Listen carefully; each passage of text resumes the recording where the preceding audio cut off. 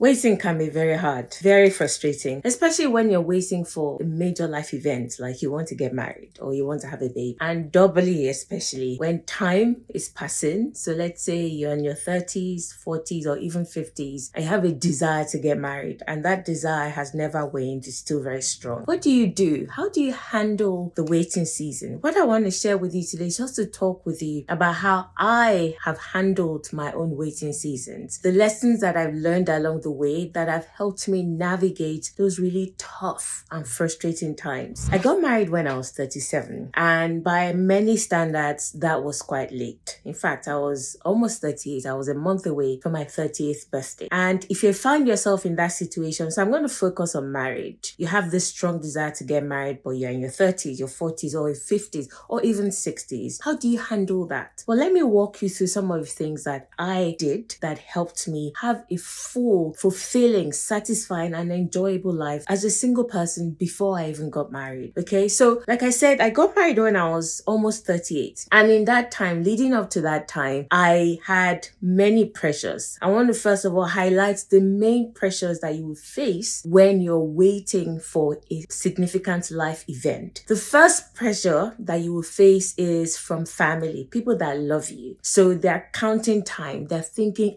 time is going, or when are you going to get married? A lot of your friends, by this age, expectations basically, they have expectations that have been catalogued over time and decided by 20 you should be this, by 25 you should be this, by 30 you should be this. And because that is how things have been done for many generations, they start to put the pressure on you. A lot of times, if not all the time, that pressure is not from a malicious place, but it will come anyway. I remember the many times, the many conversations that I had with my mom. My mom would randomly call me up first thing in the morning and she'll say, I had this dream, and she'll go on to tell me about the dream, what happened in the dream in detail. But do you know that for every one of the dreams that my mom had, the interpretation was always the same. Go and get married, go and get married. And my mom, thankfully, didn't do it in such a way that, because I know some people face real pressure from parents or aunties and uncles that is almost abusive. Thankfully for me, I didn't have to face that. But there was a constant, okay, so what's happening? Are you making sure that you're going out? Don't be too picky, all those kinds of things. So I had to deal with that. So that's the first pressure you're going to face from people that love you, that feel like by now you should be in a certain place. By now you should have done this. By now you should have achieved this. By now you should be married. By now you should have a baby. You will face that pressure. The second pressure that you will face is actually from your own biology. So you could say something like your biological clock. So if you're a woman and you haven't gotten married by the time you're like maybe 39 or 49 or even 50, by that time your body is telling you that, listen, menopause is coming, menopause is coming. Menopause is better hurry up and marry quickly so that you can have children and all those kind of things. So your own body, your biological clock, age, time would also put pressure on you. And it applies to other things as well, apart from getting married or having a baby. You could be thinking about your career. You feel like, surely by the time I'm 40, I should be in this level in my career. I should be a manager. I should be in leadership. I should be doing this. I should be doing that. Or by now, my business should be generating this level of income, serving this number of customers. So you will face the pressure of time. Time is going. That thing is constantly going to be hounding you. So you will face that pressure. And the third pressure that you will face, the third major pressure that you will face is actually from your emotions. Emotions will come for you, right? Valentine's Day, you'll be seeing all the different posts on Instagram, people saying, oh, my darling did this for me, bought me flowers. Emotions will be like racking you left and center. Even if like for 6 weeks before that you were fine, you were enjoying your life, and then you just see something or you hear news that someone that you were in the fight, quote unquote, together has now gotten married. Hey, what about me? So your emotions will come for you. You have to be ready and prepared for that. Now, I'm not going to talk about how to handle those pressures in this video. I will record a separate video to tell you how I handled those particular pressures. Now, what I want to talk about really is what I learned during my waiting season. One very powerful truth that helped me make tremendous advancement as a single person, so that by the time I actually met my husband and got married, I was really way up there in terms of spiritually, financially, in my career, in my emotional well-being, in my emotional maturity, because of this truth that I learned. And that's what I want to share with you. So before I share the truth with you, actually, let me use a story to share the truth with you. And this is a real life story, something that happened to me. So several years ago, this was how this truth was actually presented to me by God, that, he opened my eyes like, oh, okay, so this is why. So one day I went to a walk-in center. I had an interview, but it was the kind of place where you literally would have to, when you get there, you take your ticket, you go and sit down and you wait for your turn. And because it's a walk-in center, you don't have an allocated time. So it's not like I have an appointment at 10:15. I make sure I get there at 10 o'clock. They call me at 10:15. No, it was a walk-in. Anybody can come in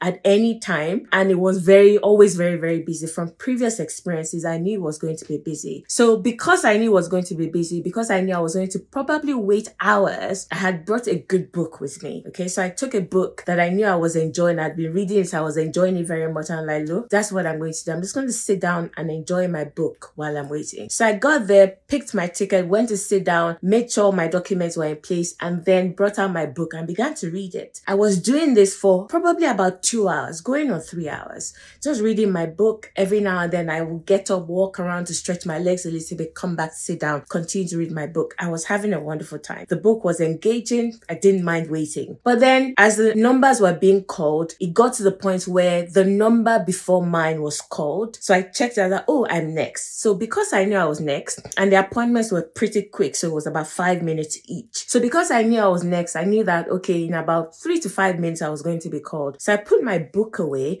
got my documents again, and basically made sure everything was fine. And then I sat there waiting for my turn to come, waiting for the number on the ticketing system to change. And do you know what? I just sat there and I was waiting and I was waiting and I was waiting. For some reason, this person's interview was taking way longer than it would normally take. Most people will be about 5 minutes and they'll come out.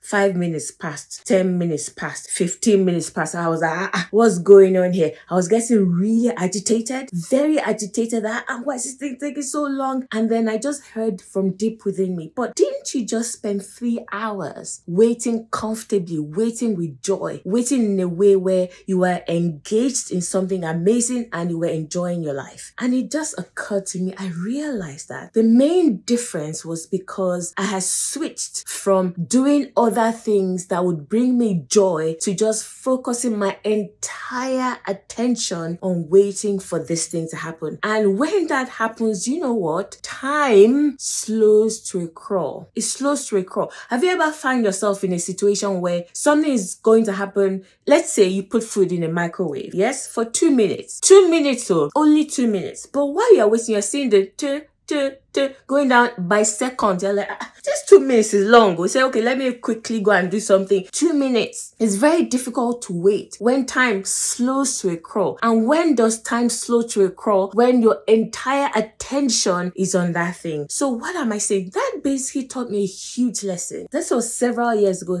years before I got married. But it taught me a huge lesson that anytime I'm waiting for something that is very important to me, I can't afford to put all of my energy, all of my mind on that thing. Yes, I advocate focus, but focus means make sure you know the things, the steps that you're supposed to be taking that will lead you to that outcome. Make sure you're doing them, but you can't make it your entire life. You can't allow it to get to the point where it completely absorbs you. Do you see what I mean? Because there are other areas of your life. That's what happened to me in that reception. When I knew it was my time and I put all my attention on waiting, honestly, it was the worst 10 minutes of the entire 3 hours that I was there. Do you see what I mean? So here's what I'm saying. And this is what I did. It occurred to me that, hang on a minute. Okay, so let's say you don't get married for another 5 years. Is that how you're just going to pack your life to one side for another 5 years and just be coasting, just be going through life unhappy, sad, almost depressed that this thing has not happened? I was like, no, I don't want to live that kind of life. So I made a decision and I said, do you know what? I'm going to find fulfillment in the things that are already in my life while I work towards the thing that I want. And the first thing you can definitely find your fulfillment in is your relationship with God. Because every time you go into the presence of God, there's a deposit of joy. There's a deposit of strength. There's a deposit of wisdom. Things come to you that make you able to wait, that make you able to enjoy your life. You experience that deep fellowship. So I decided that first of all, my spiritual life is going to be in tip-top shape. So I said,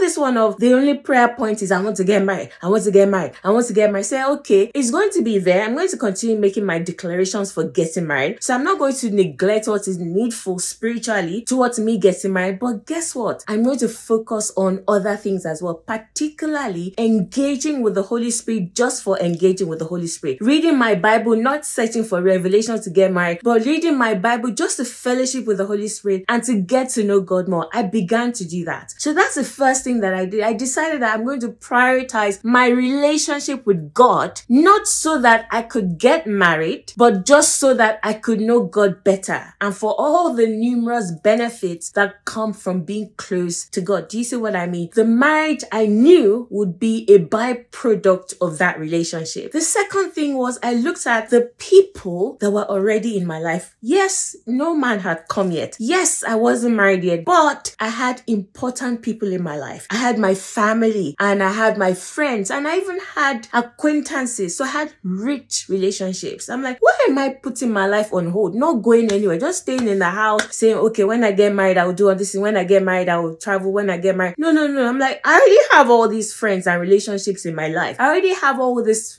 people that are my family that love me in my life. Why not begin to actually enjoy those relationships instead of waiting for the one relationship, which is a romantic one? That's just one type of relationship. You have other kinds. So that's the second thing I'd say. I'm going to maximize the enjoyment of the people that are already in my life. That meant that I started to hang out more with friends. I'll just go on random dates. I had a lot of friends and I thought, look, do you know, male and female. So I could randomly call up a friend of mine. We know that there's nothing romantic, but I was bold enough to be able to say, this movie has just come out. Let's go and watch it. And there were no expectations. I wasn't doing it to try and be sly, to try and get the guy to ask me anything. We both knew there was nothing. We were just friends. So it gave me boldness to be able to enjoy such relationships that were already in my life. And the third thing that I did, very important, was I maximized my opportunities for advancement, especially in areas of my career and my finances. So important. Oh my goodness. Listen, you have to become the person that is pursuing growth in the most important areas of your life. And one of the most important areas of your life is the work of your hands. Purpose. What are you doing? What are you contributing towards purpose while you're waiting? I'm telling you that when you actually begin to focus on all these things and bring them into your space, instead of just making that thing you want the sole focus of your mind, your energy, your emotions, your attention, you drastically see an improvement in just the quality of your life. So I said, okay, do you know what? I'm not married yet, so that's fine. However, I have my career. This is the level that I want to be in my career in the next 5 years. So I'm going to set goals. I'm going to start actively working to develop myself professionally. I'm going to start actively working to build my finances. I want to be in a place where I can bring a huge contribution financially to my marriage. Do you see what I mean? So that gave me another level of energy to be able to put towards that instead of only just waiting to get married. And the fourth category, the fourth thing that I did was, do you know what? I'm going to just enjoy my life. So I increased the things that brought me happiness and joy. One of those things was travel. Some people say, you know what? I want to travel. I love traveling, but I'm waiting for my husband that when we get married, we'll travel together. Let me let you in on the secret.